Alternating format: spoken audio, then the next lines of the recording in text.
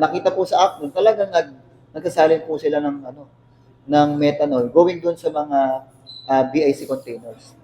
Which is bawal kasi meron tayong authorized depot sa paglilipat ng mga ganito pong uri po ng mga liquids. Hindi biro ang pag-deliver ng 10,000 methanol.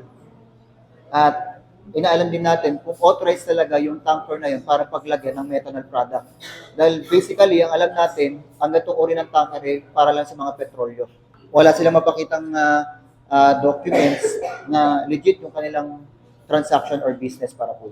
Ang laman po ng tanker ay 10,000, more or less 10,000 liters of methanol na sinasalin po ron sa mga BIC plastic containers natin. Ang purpose nila para mapadami. So kung magdadagdag ng 3,000 liters sa isang 1,000 liters of diesel, magiging 4,000 siya. Ang magiging epekto, mas mabilis siyang masunog. Ang problema, makakasira yun sa makina natin kasi hindi siya process. Though hindi natin alam mismo kung ano yung tamang pagsasalin niyan or tamang mixture, pero pinagbabawal yun.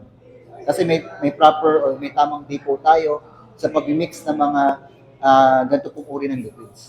Kitang-kita sir sa video na talaga sila yung naglalatag. Naglalatag sila ng hose going from the methanol tanker going dun sa mga BIC containers. Yes, may mga laman. Tatlong uri. Meron tayong nahuli para dun sa 1,000 liters ng diesel, 1,000 liters para sa premium gasoline, at 8,000 liters para sa unleaded